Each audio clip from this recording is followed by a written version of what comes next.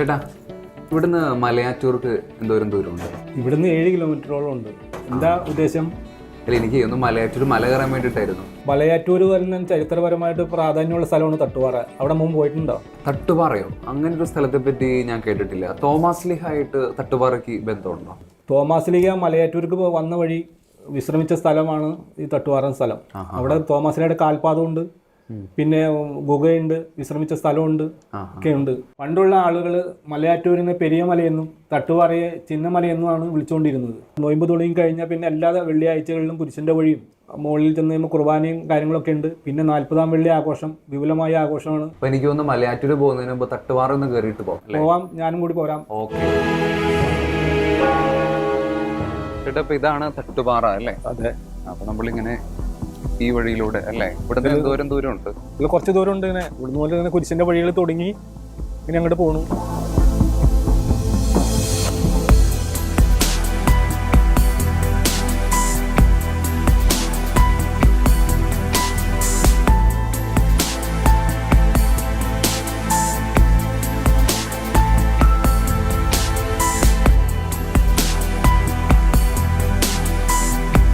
തട്ടുപാറ ദേവാലയം, ആ ദേവാലയത്തിൻ്റെ അകത്താണ് നമ്മളിപ്പോൾ ആയിരിക്കുന്നത്. മേരിഗിരി ദേവാലയത്തിൻ്റെ വികാരി ബഹുമാനപ്പെട്ട ബാബുവച്ചൻ നമ്മോടൊപ്പം ഉണ്ട്. തട്ടുപാറ ദേവാലയത്തിൻ്റെ ഇൻചാർജും ബാബുവച്ചനാണ്. അച്ഛാ, ഈശോമിശിഹായ്ക്കും സ്തുതിയായിരിക്കട്ടെ. അച്ഛാ, മലയാറ്റൂർ തീർത്ഥാടന കേന്ദ്രവുമായിട്ട് ഈ തട്ടുപാറ ദേവാലയത്തിനുള്ളൊരു ബന്ധത്തെപ്പറ്റി ഒന്ന് പറയാമോ?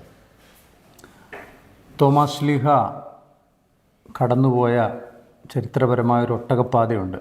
അത് മലയാറ്റൂരിലൂടെ തമിഴ്നാട്ടിലേക്ക് കടന്നു പോകുന്നതാണ്. ആ ഒട്ടകപാത കടന്നു പോകുന്ന റൂട്ടിലുള്ള ഒരു ചെറിയ തോമസ് ലീഹ വിശ്രമിച്ചു എന്ന് കരുതുന്ന ഒരിടമാണ് തട്ടുപാറ. തട്ടുപാറ മലയിൽ തോമസ് ലീഹ വിശ്രമിച്ചതിന് ശേഷമാണ് തോമസ് ലീഹ മലയാറ്റൂരേക്ക് കടന്നു പോയത്. ഒരു കാലത്ത് 50ഓളം കുടുംബങ്ങൾ ഇതിൻ്റെ ചുറ്റും ഉണ്ടായിരുന്നു. അവരെല്ലാം ക്വാറികളും മറ്റുമൊക്കെ വന്നു കഴിഞ്ഞ സമയത്താണ് താഴത്തേക്ക് ഇറങ്ങിപ്പോകുന്നത്. മേരിഗിരി, ഇത് മേരിഗിരി ഇടവകയുടെ തന്നെ ഭാഗമാണ് ഈ പള്ളി. പുരാതനമായ ഈ പള്ളി, മലമുകളിലുണ്ടായിരുന്ന ഈ ചെറിയ ദേവാലയം അതിന്നും സംരക്ഷിക്കപ്പെടുകയാണ്. തോമസ് ലീഹായോടുള്ള ഭക്തിയോടുകൂടി, ആ ഒരു ഓർമ്മയോടുകൂടി ഇവിടെ പുതുഞായറിൽ ആഘോഷമായ തിരുനാളുകളും 40-ാം വെള്ളി ആഘോഷങ്ങളും കൺവെൻഷനുകളും ഒക്കെ ഇപ്പോഴും ഇവിടെ നടക്കുന്നുണ്ട്. എല്ലാ വെള്ളിയാഴ്ചകളിലും ആഘോഷമായ കുർബാനയും തോമസ് ലീഹായുള്ള നൊവേനയും ഇവിടെ നടക്കുന്നുണ്ട്. തോമസ് ലീഹായുടെ ആ പാദസ്പർശമേറ്റ കാൽപ്പാടും ഒക്കെ ഇവിടെ ഇന്ന് സംരക്ഷിക്കപ്പെടുന്നുണ്ട്. അത് അറിഞ്ഞതുകൊണ്ടാകണം പണ്ട് കാലത്ത് തന്നെ രാജാക്കന്മാരിൽ നിന്ന് നികുതി ഇളവായിട്ട് ഈ പള്ളിക്ക് വേണ്ടിയിട്ട് സ്ഥലം വിട്ടു തന്ന അതിൻ്റെ ശംഖുമുദ്ര നിങ്ങൾക്ക് ഇവിടെ കാണാനായിട്ട് പറ്റും. താഴത്തെ പള്ളിയുടെ പുറത്ത് ശംഖുമുദ്രയുണ്ട്. അത് നിങ്ങൾക്ക് പോയി കണ്ട് നോക്കാവുന്നതാണ്. അതും കൂടി നോക്കുകയാണെങ്കിൽ അതിൻ്റെ ചരിത്ര പ്രാധാന്യം മനസ്സിലാക്കാൻ പറ്റും. ഈ ചുറ്റുപാടുമുള്ള മലയും പ്രദേശവുമെല്ലാം പള്ളിയുടെ അധീനതയിലേക്ക് അന്ന് കാലം തൊട്ടുള്ള സ്ഥലമാണിത്. അതാണ് അതിൻ്റെ ചരിത്രപരമായൊരു ഇത്.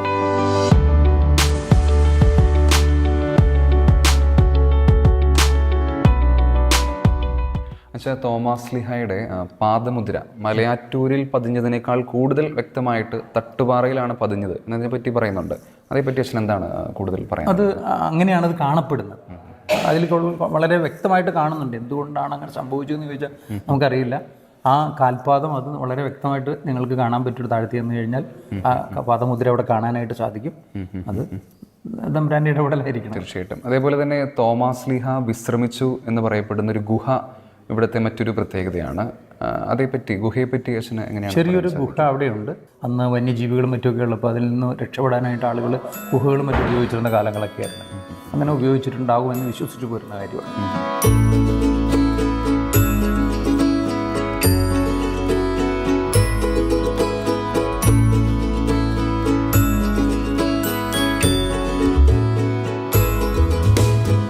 തട്ടുപാറയുടെ ചരിത്രത്തെപ്പറ്റി അച്ഛൻ നമ്മളോട് സംസാരിച്ചപ്പോൾ എൻ്റെ മനസ്സിലേക്ക് തോന്നിയ ഒരു ചോദ്യമാണ്, മലയാറ്റൂർ തീർത്ഥാടന കേന്ദ്രം പോലെ തന്നെ പ്രസിദ്ധമായി തീരേണ്ട ഒരു ദേവാലയമല്ലേ അച്ഛാ തട്ടുപാറയും?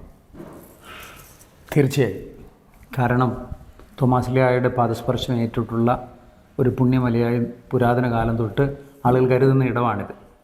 തട്ടുപാറ മലയാറ്റൂർ മല പോലെ അത്രയും പ്രശസ്തമായി തീർന്നില്ലെങ്കിൽ പോലും ഇവിടെയും ആളുകൾ വരുന്നുണ്ട്. എന്ന് വെച്ച് നമുക്ക് മലയാറ്റൂരിൻ്റെ പ്രാധാന്യമൊന്നും കുറച്ച് കാണാനൊന്നും പറ്റില്ല. തട്ടുപാറ ഒരു ചെറിയ മലയാണ്. അതുകൊണ്ട് ഇതൊരു ചിന്നമലയും ഇത് പെരിയ മലയുമായിട്ട് നിൽക്കുന്നതാണ്. അപ്പോൾ അവിടെ വരുന്നവർക്ക് ഇവിടെയും കൂടി വരാൻ പറ്റുകയാണെങ്കിൽ വലിയ കാര്യമാണ്. കാരണം ഇത് മനോഹരമായ ഒരിടം തോമാസിലെ കടന്നുപോയ വഴികളിലൂടെ നമുക്ക് വരാൻ പറ്റുക എന്ന് പറയുന്ന ഒരു ഭാഗ്യമാണ്.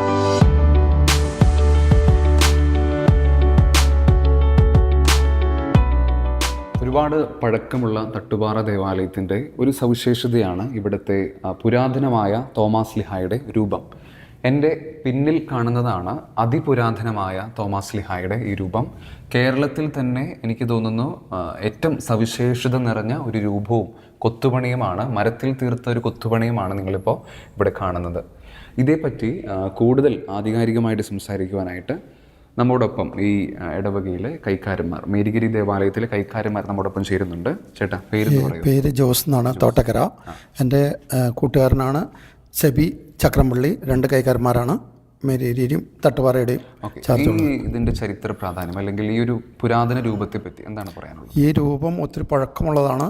മരത്തിൽ തീർത്ത രൂപമാണ്, കൊത്തു ചെയ്തതാണ്. അതുപോലെ തന്നെ രൂപക്കൂടും അതിപുരാതനമാണ്. അതിൽ ഒത്തിരി ലിപികളും പഴമകൾ ഊതുന്ന പലതും കൊത്തി രൂപപ്പെടുത്തിയിട്ടുണ്ട്. ചേട്ടാ, ഈ ദേവാലയത്തിൻ്റെ പഴക്കം അല്ലെങ്കിൽ ഇത് എത്ര നാളുകളായി ഈ സ്ഥാപിതമായിട്ട്? ഈ വർഷം നമ്മുടെ പൂർവികരുടെ വായ്മൊഴിയിൽ ഞങ്ങൾ അറിഞ്ഞതനുസരിച്ച് ഈ വർഷം 100-ാം വർഷം ഞങ്ങൾ ആഘോഷിക്കാൻ തീരുമാനിച്ചിരിക്കുകയാണ്. ഈ നോമ്പ് കാലഘട്ടം കഴിഞ്ഞാൽ 100-ാം വർഷം ആഘോഷിക്കാനുള്ള പരിപാടികൾ ഞങ്ങൾ ആലോചിച്ചുകൊണ്ടിരിക്കുകയാണ്. അതിനുള്ള പദ്ധതികൾ ആവിഷ്കാരം ചെയ്തുകൊണ്ടിരിക്കുകയാണ്. നമ്മുടെ പൂർവികർ പറഞ്ഞതനുസരിച്ച് 100 വർഷം തികയുന്ന വർഷമാണിത്.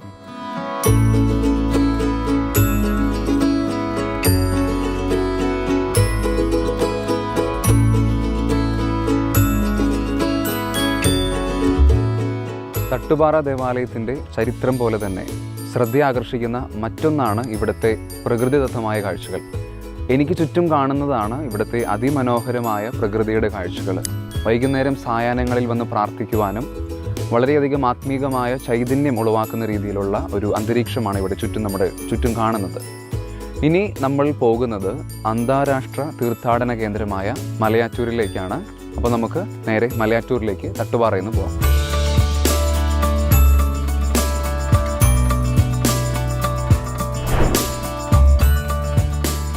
ഏഷ്യയിലെ തന്നെ ആദ്യത്തെ അന്തർദേശീയ തീർത്ഥാടന കേന്ദ്രമായ മലയാറ്റൂരിൻ്റെ മണ്ണിലാണ് നമ്മളിപ്പോൾ നിൽക്കുന്നത്. എൻ്റെ തൊട്ടു പിന്നിൽ മലയാറ്റൂർ മലയിലേക്കുള്ള വഴിയാണ്. മലയാറ്റൂർ മല കയറുന്നതിന് മുൻപായിട്ട് നമ്മളിവിടെ അടിവാരത്തെ പള്ളിയിൽ പോയി ബഹുമാനപ്പെട്ട ഈ പള്ളിയുടെ വികാരിയും അതേപോലെ തന്നെ ഇവിടുത്തെ റെക്ടറുമായ ജോസ് ഒടലക്കാട്ടച്ചനെ പരിചയപ്പെടുകയും അതിനുശേഷമായിരിക്കും നമ്മുടെ ഈ മലയാറ്റൂർ തീർത്ഥാടനം. അപ്പോൾ നമുക്ക് ഇവിടുന്ന് നേരെ നമ്മുടെ താഴത്തെ പള്ളിയിലേക്ക് പോകാം.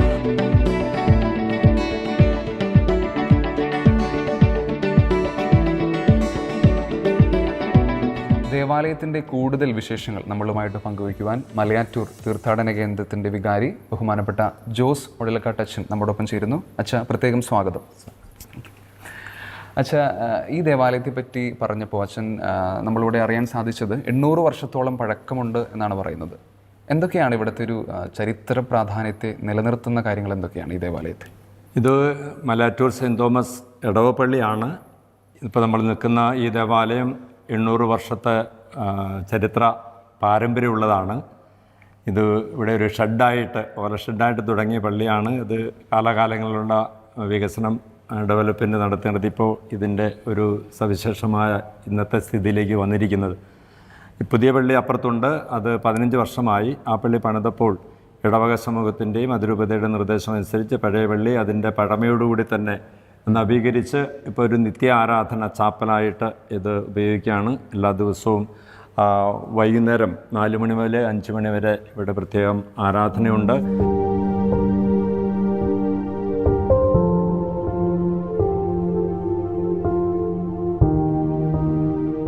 മലയാറ്റൂർ എന്ന പേര് കേൾക്കുമ്പോൾ അച്ഛൻ മനസ്സിലേക്ക് ഓടി വരുന്നൊരു പേരാണ് വിശുദ്ധ തോമാസ് ലീഹ, അല്ലേ? തോമാസ് ലീഹായും മലയാറ്റൂർ തീർത്ഥാടന കേന്ദ്രവും ഇത് തമ്മിലുള്ള ബന്ധത്തെ പറ്റി അച്ഛനൊന്ന് പറയാമോ? തീർച്ചയായിട്ടും സെൻറ്റ് തോമസ് ചർച്ച് മലയാറ്റൂർ എന്ന് പറയുമ്പോൾ തന്നെ തോമാസ് ലീഹായിൽ നിന്ന് വിശ്വാസ പാരമ്പര്യം നേടിയ ഒരു ചരിത്രപരമായ പൗരാണികത മലയാറ്റൂർ സെൻറ്റ് തോമസ് ചർച്ചിനുണ്ട്. മലയാറ്റൂർ സെൻറ്റ് തോമസ് തീർത്ഥാടന കേന്ദ്രം എന്ന് പറയുമ്പോൾ തീർച്ചയായിട്ടും നമുക്ക് കുരിശുമുടിയുമായിട്ട് ബന്ധപ്പെട്ട മലയാറ്റൂർ കുരിശുമുടിയുമായി ബന്ധപ്പെട്ടിട്ടാണ്.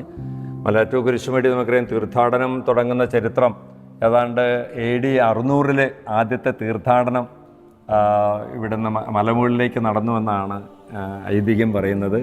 തോമാസ് ശ്ലീഹ AD നമുക്കറിയാം 52 ഇവിടെ വന്ന് 72 മൈലാപ്പൂരിൽ രക്തസാക്ഷിയായിട്ട് അദ്ദേഹം മരിച്ചു. അപ്പം 62 കാലഘട്ടത്തിൽ AD 62 കാലഘട്ടങ്ങളിലാണ് മലയാറ്റൂർ വന്ന് ഇവിടെ ഒരു സമൂഹത്തെ അദ്ദേഹത്തിൻ്റെ പ്രഭാഷണത്തിലൂടെ അപ്പസ്തോല പ്രവർത്തനത്തിലൂടെ ഇവിടെ ഒരു വിശ്വാസ സമൂഹം ഏതാണ്ട് 220 വീട്ടുകാർക്ക് മാമോദിസ കൊടുത്തു, വ്യക്തികളെ മാമോദിസ മുക്കിയെന്നാണ് ഇങ്ങനെ ചരിത്രത്തിൽ കാണുന്നത്.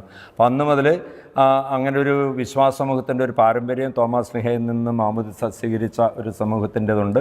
അതോടൊപ്പം തന്നെ മലമുകളുമായി കുരിശുമുടിയുമായി ബന്ധപ്പെട്ട് തോമാസ് ശ്ലീഹ ഇതിലെ കടന്നു പോയപ്പോൾ ഈ മലമുകളിൽ പോയി പ്രാർത്ഥിക്കാറുണ്ടായിരുന്നു. ഈ പ്രാർത്ഥിച്ചുകൊണ്ടിരുന്ന സമയത്ത് അവിടെ പാറപ്പുറത്ത് കുരിശു വരച്ചുകൊണ്ടാണ് പ്രാർത്ഥിച്ചിരുന്നത്.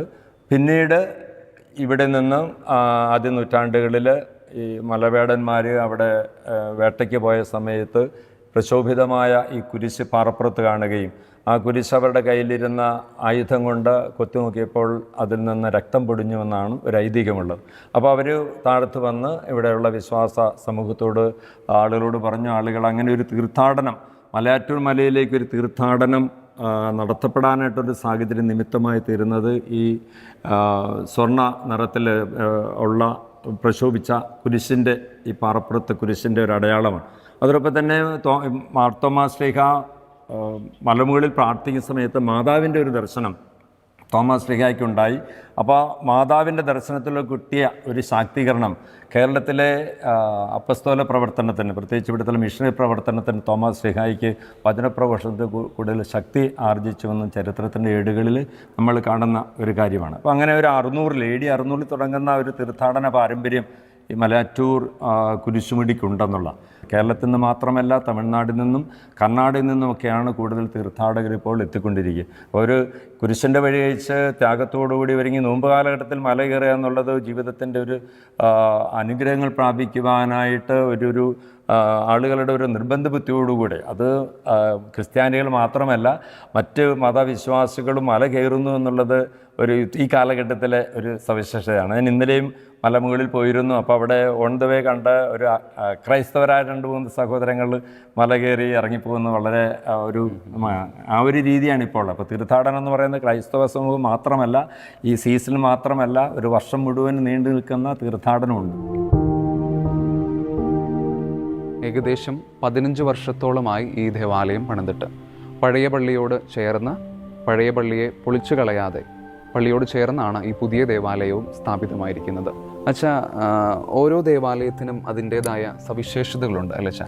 അപ്പോൾ ഈ മലയാറ്റൂർ ദേവാലയത്തെ ഇവിടെ സംബന്ധിച്ച് എങ്ങനെയാണ് ഇവിടുത്തെ നേർച്ചകൾ, പ്രത്യേകത നിറഞ്ഞ എന്തെങ്കിലും നേർച്ചകൾ ഇവിടെയുണ്ടോ? അപ്പോൾ മലയാറ്റൂർ നമുക്കറിയാം, നോമ്പ് കാലഘട്ടത്തിൽ ആളുകൾ മിക്കവാറും കുരിശുകളുമായിട്ടാണ് മല കയറാൻ വരുന്നത്. അവർ മല കയറി മുകളിൽ വരുമ്പോൾ അല്ലെങ്കിൽ താഴത്തപ്പള്ളിയോടെ വരുമ്പോൾ മിക്കവാറും ചെയ്യുന്നത് തോമാസ് ശ്ലീഹായുടെ നാമധേയത്തിൽ അടിമ വെച്ച് പോകുന്ന സമർപ്പണ പ്രാർത്ഥന എല്ലാ തീർത്ഥാടകരും അങ്ങനെ സമർപ്പിച്ച് പ്രാർത്ഥിക്കുന്ന ഒരു പ്രാർത്ഥനാരൂപമുണ്ട്. അവർ കൊണ്ടുവരുന്ന സാധനം മിക്കവാറും നമ്മൾ നോക്കിക്കഴിഞ്ഞാൽ എള്ളും മുളകും കൊണ്ടുവരുന്ന ഒരു രീതിയുണ്ട്. അപ്പോൾ ആളുകൾ പറഞ്ഞു കേട്ടിരിക്കുന്ന അനുഭവങ്ങൾ ഇട്ടിരിക്കുന്ന അവരുടെ അരുമ്പാറ പോലെയുള്ള സ്കിൻ ഡിസീസുമായി ബന്ധപ്പെട്ട ഒത്തിരിയധികം സൗഖ്യം അതിലൂടെ ആളുകൾക്ക് കിട്ടുന്നതായിട്ട് പറയുന്നു. പിന്നെ ഈ സ്ത്രീകളൊക്കെ ആണെങ്കിൽ ചൂല് കൊണ്ടുവരുന്ന രീതിയുണ്ട്, അതവരുടെ മുടി വളരാനാണെന്ന് പറയുന്നുണ്ട്.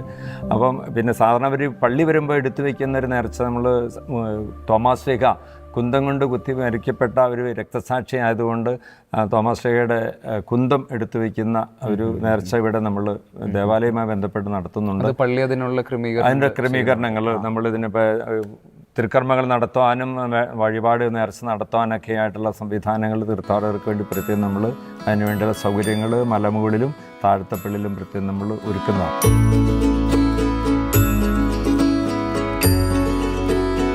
പുതിയ പള്ളിയെ വ്യത്യസ്തമാക്കുന്ന ഒരു കാഴ്ചയുണ്ട് ഇവിടെ. 2 തിരുശേഷിപ്പുകൾ ഈ പള്ളിക്കകത്തുണ്ട്. ഒന്ന് വിശുദ്ധ തോമാസ് ശ്ലീഹായുടെയും ഒന്ന് വിശുദ്ധ കുരിശിൻ്റെയും തിരുശേഷിപ്പ്. അച്ഛാ, എന്താണ് 2 തിരുശേഷിപ്പുകൾ ഇവിടെ കാണാൻ സാധിക്കുന്നുണ്ട്? അതേപറ്റി തോമാസ് ശ്ലീഹായുമായിട്ട് ബന്ധപ്പെട്ടിട്ടാണ് 2 തിരുശേഷിപ്പുകളും ഇവിടെ സൂക്ഷിച്ചിരിക്കുന്നത്. ഒന്ന് തോമാസ് ശ്ലീഹായുടെ തന്നെ റിലിക്സാണ്, പിന്നെ വിശുദ്ധ കുരിശിൻ്റെ തിരുശേഷിപ്പാണ്. അതും തോമാസ് ശ്ലീഹ പൊന്നിൻപല കുരിശുപല മുത്തപ്പൻ എന്നൊക്കെ പറയുമ്പോൾ കുരിശുമായി ബന്ധപ്പെട്ട് പ്രത്യേകിച്ച് നോമ്പിൻ്റെ തീർത്ഥാടന കാലഘട്ടത്തിൽ മല കയറുന്ന ഒരു പരിത്യാഗത്തിൻ്റെ ആരെങ്കിലും എന്നെ അനുഗമിക്കാൻ അനുഗമിക്കുന്നുണ്ടെങ്കിൽ അവൻ സ്വയം പരിത്യജിച്ച് തൻ്റെ കുരിശുമെടുത്തുകൊണ്ട് തന്നെ അനുഗമിക്കട്ടെ എന്നാണല്ലോ. അപ്പോൾ കുരിശെടുത്തുകൊണ്ട് കയറുന്ന ഒരു കുരിശിൻ്റെ കാലഘട്ടമാണ് മലയാറ്റൂർ തീർത്ഥാടനം, പ്രത്യേകിച്ച് മലമുകളിലേക്ക്.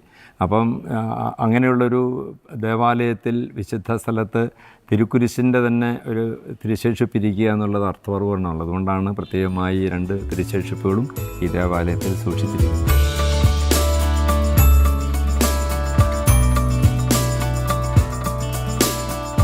മലയാറ്റൂർ തീർത്ഥാടന കേന്ദ്രത്തിൻ്റെ ഏറ്റവും പ്രധാനപ്പെട്ട ഭാഗമായ അടിവാരത്താണ് ഇപ്പോൾ നമ്മളായിരിക്കുന്നത്. അടിവാരത്തിൻ്റെ കൂടുതൽ വിശേഷങ്ങൾ ഇവിടുത്തെ ഈ അടിവാരത്തിൻ്റെ ഇൻചാർജായിട്ടുള്ള തൊമ്മച്ചൻ ചേട്ടൻ നമ്മോടൊപ്പം ഉണ്ട്. നോയമ്പിൻ്റെ ആദ്യ ആഴ്ചയിൽ തന്നെ അതിക്ക് മുന്നേ തന്നെ നമ്മൾ കുരിശുമുടിയിലേക്കുള്ള വഴികളെല്ലാം ക്ലീനാക്കി സജ്ജമാക്കിയിട്ടുണ്ട്.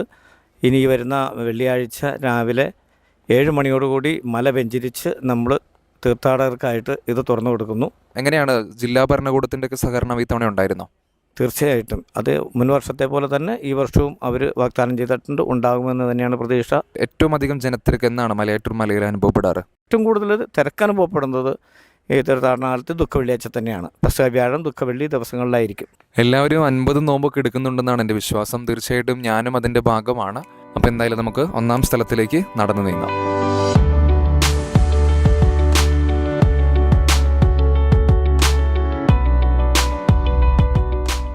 പ്രാരംഭ പ്രാർത്ഥന.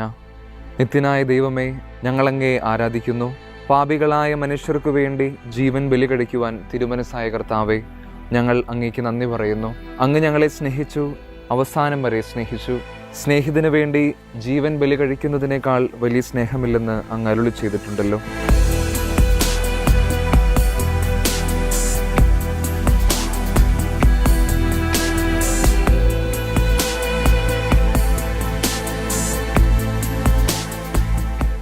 ഒന്നാം സ്ഥലം. ഈശോ മിശിഹ മരണത്തിന് വിധിക്കപ്പെടുന്നു. ഈശോ മിശിഹായെ ഞങ്ങളങ്ങേ കുമ്പിട്ട് ആരാധിക്കുന്നു. എന്തുകൊണ്ടെന്നാൽ വിശുദ്ധ കുരിശിനാൽ അങ്ങ് ലോകത്തെ വീണ്ടും രക്ഷിച്ചു. ഞങ്ങളുടെ പാപം വലുതാണെന്ന് ഞങ്ങൾ അറിയുന്നു. എന്നാൽ അങ്ങേ കാരുണ്യം അതിനേക്കാൾ വലുതാണല്ലോ. ഞങ്ങളുടെ പാപങ്ങൾ കണക്കിലെടുക്കുമ്പോൾ അവയ്ക്ക് വേണ്ടിയുള്ള ഈ പരിഹാര ബലിയെയും ഗൗനിക്കണമേ. ഞങ്ങളുടെ പാപങ്ങൾ നിമിത്തം അങ്ങേ പ്രിയപുത്രൻ ആണികളാൽ തറയ്ക്കപ്പെടുകയും കുന്തത്താൽ കുത്തപ്പെടുകയും ചെയ്തു. അങ്ങേ പ്രസാദിപ്പിക്കാൻ അവിടുത്തെ പീഡകൾ ധാരാളം മതിയല്ലോ. തൻ്റെ പുത്രനെ ഞങ്ങൾക്ക് നൽകിയ പിതാവിന് സ്തുതിയും കുരിശുമരണത്താൽ ഞങ്ങളെ രക്ഷിച്ച പുത്രന് ആരാധനയും രക്ഷണകൃത്യം പൂർത്തിയാക്കിയ പരിശുദ്ധാത്മാവിന് സ്തോത്രവും ഉണ്ടായിരിക്കട്ടെ. ആമേൻ.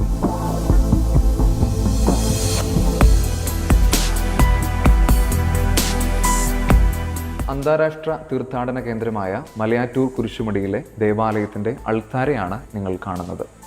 മലമുകളിലെ കൂടുതൽ വിശേഷങ്ങൾ നമ്മളുമായി പങ്കുവയ്ക്കുവാനായി ഇവിടുത്തെ ഈ മലമുകളിലെ ഇൻചാർജായിട്ടുള്ള സ്പിരിച്വൽ ഫാദർ ബഹുമാനപ്പെട്ട ജോസ് വടക്കനച്ഛൻ നമ്മോടൊപ്പം ചേരുന്നു. അച്ഛൻ പ്രത്യേകം സ്വാഗതം. Thank you. അച്ഛൻ, നമ്മളെ ആയിരിക്കുന്ന ദേവാലയത്തിന് ഒരുപാട് ചരിത്ര പ്രാധാന്യമുണ്ടല്ലേ?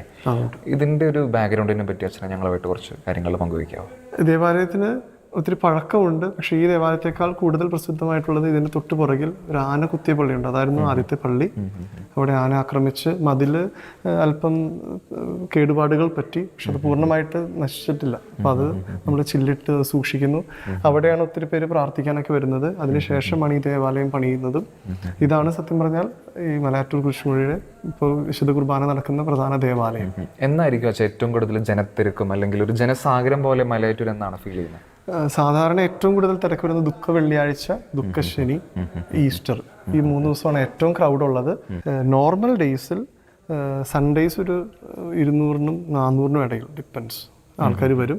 ഇട ദിവസങ്ങളിൽ റെഗുലറായിട്ട് വരുന്നത് ഒരു 4-5 പേരൊക്കെയാണ് റെഗുലറായിട്ട് കുർബാനയ്ക്ക് വരുന്നവർ. ഇവിടെ റെഗുലറായിട്ട് എന്നും കുർബാന എല്ലാ ദിവസവും സമയം രാവിലെ 7:30-ക്കാണ് കുർബാന. സൺഡേയ്സ് 7:30-ക്കും 9:30-ക്കും ഉണ്ട്. അതിന് അത്യാവശ്യം ഒരു 150-200 ആളുകൾ കുർബാനയ്ക്ക് പങ്കെടുക്കാറുണ്ട്. പിന്നെ ഒരു ദിവസം മൊത്തം എടുത്താൽ ഒരു 100-നടുത്ത ആളുകളൊക്കെ ആയിരിക്കും കയറി ഇറങ്ങുന്നത്. ഡിപ്പെൻസ്.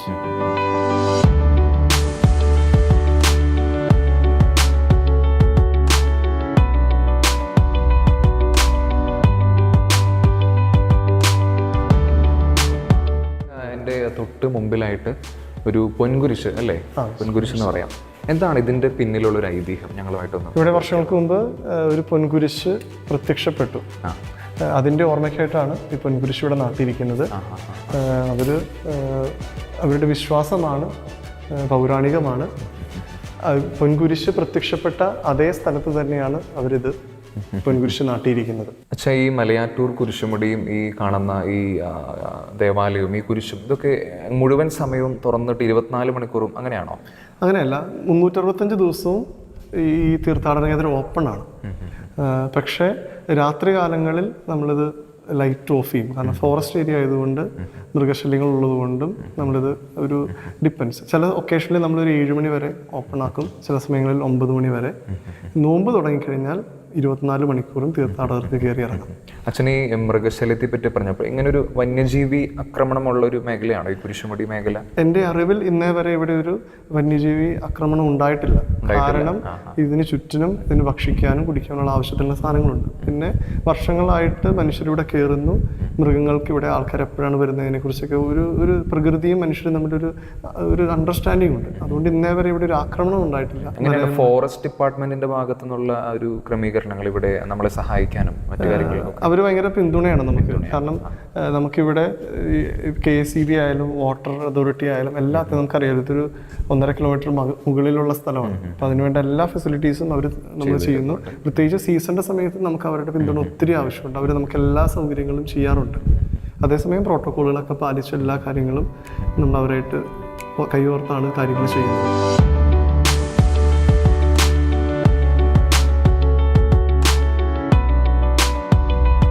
ഇവിടെ ഒരു കൊടിമരം എൻ്റെ അടുത്തായിട്ട് ഞാൻ കാണുന്നുണ്ട്. ഇവിടെ ഏതെങ്കിലും തിരുനാളിന് അല്ലെങ്കിൽ ഇവിടുത്തെ പ്രത്യേക ദിവസം കൊടിയുയർത്ത് അങ്ങനെ എന്തെങ്കിലുമൊക്കെ ഒരു ചടങ്ങുകളൊക്കെ ഇവിടെ ഉണ്ടോ? ഇവിടെ ശരിക്കും ഈ മലമുകളിലെ തിരുനാൾ എന്ന് പറയുന്നത് ഈസ്റ്റർ കഴിഞ്ഞ് വരുന്ന ഞായറാഴ്ചയാണ്. പുതുഞായറാണ് ശരിക്കും ഇവിടുത്തെ തിരുനാൾ. തോമാസ് ലീഹായുടെ തിരുനാൾ ആഘോഷിക്കുന്ന അന്ന് ഞായറാഴ്ചയ്ക്ക് മുമ്പുള്ള വ്യാഴാഴ്ച കൊടിയേറ്റുണ്ട്. അത് ഈ കൊടിമരത്തിലാണ്. അതിനുശേഷം വരുന്ന ഞായറാഴ്ച 8ാം ഇടമായിട്ട് ആഘോഷിക്കുന്നു. ഇത് രണ്ടുമാണ് ഇവിടുത്തെ മെയിൻ തിരുനാൾ. പിന്നെ ഇവിടെ ഏറ്റവും കൂടുതൽ ആചരിക്കപ്പെടുന്ന മറ്റൊരു തിരുനാൾ എന്ന് പറയുന്നത് കുരിശിൻ്റെ പുകഴ്ചയുടെ തിരുനാളാണ്. അതിവിടെ കുരിശ് പ്രത്യക്ഷപ്പെട്ടതിൻ്റെ ഓർമ്മയായിട്ടാണ് സെപ്റ്റംബർ 14-ാം തീയതി അത് ഒരു ദിവസത്തെ നേർച്ചക്കഞ്ഞിയൊക്കെ കൊടുത്ത് ആഘോഷമായ തിരുനാളാണ്. അച്ഛൻ പറഞ്ഞു കുരിശ് പ്രത്യക്ഷപ്പെട്ടതിൻ്റെ. അപ്പോൾ എങ്ങനെയാണ് അച്ഛൻ അതിൻ്റെ ഒരു ഐതിഹ്യം, കുരിശ് പ്രത്യക്ഷപ്പെടാന്ന് പറഞ്ഞാൽ? ഞാൻ നേരത്തെ സൂചിപ്പിച്ചതുപോലെ ഇവിടെ ഒരു പൊൻകുരിശ് പ്രത്യക്ഷപ്പെട്ടിരുന്നു. ഇവിടെ പണ്ട് കർഷകരും ഈ കാട്ടിൽ നിന്ന് വിറകും ഭക്ഷണ സാധനങ്ങളും കളക്ട് ചെയ്യുന്ന മനുഷ്യരായിരുന്നു കൂടുതലും. അപ്പോൾ അവർ ഇങ്ങനെ ആടുകളായിട്ട് മേയ്ക്കാനൊക്കെ വന്ന സമയത്ത് ഇവിടെ ഒരു പൊൻകുരിശ് കണ്ടു. അതിൻ്റെ ഓർമ്മയായിട്ടാണ് ഇവിടെ പൊൻകുരിശ് നാട്ടിയിരിക്കുന്നത്. അച്ഛൻ ഞങ്ങൾ രാവിലെ തട്ടുപാറ ദേവാലയം ഇവിടെ അടുത്തല്ലേ? ഇവിടെ അടുത്താണ്. അപ്പോൾ അവിടെ പോകാനായിട്ട് ഇടയായി. അവിടെ ഞങ്ങളൊരു തോമാസ് ലീഹായുടെ കുറച്ചും കൂടിയും വ്യക്തമായിട്ട് കാണുന്ന ഒരു പാദമുദ്ര കാണാനായിട്ട് ഇടയായി. ഇവിടെയും അല്ലേ തൊട്ട് മുമ്പിലായിട്ട് ഒരു തോമാസ് ലീഹായുടെ പാദമുദ്രയുണ്ട്. അതിൻ്റെ ഒരു ഐതിഹ്യത്തെ പറ്റി അല്ലെങ്കിൽ അതേപറ്റി ഒന്ന് പറയാമോ? ഈ തട്ടുപാറയും മലയാറ്റൂരുമായിട്ട് ഒത്തിരി ബന്ധമുണ്ട്. ഇവിടെ തൊട്ടടുത്തുള്ള ഒരു കൊച്ചുമലയാണ് ഈ തട്ടുപാറ. തോമാസ് ലീഹ അവിടെയും വന്ന് ധ്യാനിച്ച് ഇരുന്നു എന്നുള്ള ഒരു ഐതിഹ്യം, ഒരു പാരമ്പര്യം, വിശ്വാസമൊക്കെ ഉണ്ട്. അവിടെയും തോമാസ് ലീഹയുടെ പാദമുണ്ട്, ഇവിടെയും തോമാസ് ലീഹയുടെ പാദമുണ്ട്.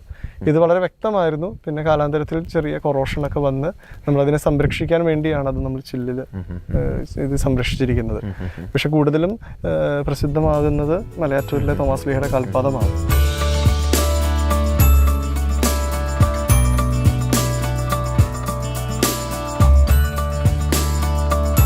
പിന്നെ അച്ഛൻ ഇവിടുത്തെ ഒരു അത്ഭുത കിണർ അല്ലേ, തോമാസ് ലീഹ ഒക്കെ വെള്ളം കുടിച്ചു എന്ന് പറയപ്പെടുന്ന ഒരു കിണർ, അതിൻ്റെ ഒരു ഐതിഹ്യത്തെ പറ്റി? എനിക്ക് അതിനെക്കുറിച്ച് കൃത്യമായിട്ട് പറഞ്ഞു തന്നെ എൻ്റെ വികാരിയച്ഛനാണ്. ഇപ്പോൾ താഴെയുള്ള ജോസ് വള്ളക്കാട്ട് എന്ന് പറയുന്ന അച്ഛൻ എൻ്റെ അടുത്ത് ഒരിക്കൽ പറഞ്ഞൊരു കാര്യം, ഈ മലമുകളിൽ എവിടെ മഴ പെയ്താലും ഈ അത്ഭുത കിണറിൻ്റെ അവിടെ വെള്ളം വരും. അതാണ് ഇവിടുത്തെ ഉറവയുടെ അത്ഭുതം എന്ന് പറയുന്നത്. നമുക്ക് അത്ഭുതം, കാരണം ഒരു മലയുടെ മുകളിൽ ഉറവ വരിക എന്ന് പറയുന്നത് അത് അസംഭവ്യമായ ഒരു കാര്യമാണ്. പക്ഷെ അവിടെ വെള്ളം വരും. വലിയ ആഴമുണ്ടോ കിണർ? ഇല്ല, വലിയ ആഴമില്ല. പക്ഷേ അത് കിണർ പോലെ നമ്മളത് പിന്നീട് അത് ഡെവലപ്പ് ചെയ്തതാണ്. പക്ഷേ അവിടെ അത്ഭുതപരമായി ഇവിടെ എവിടെ മഴ പെയ്താലും ആ കിണറിൽ വെള്ളം എത്തും.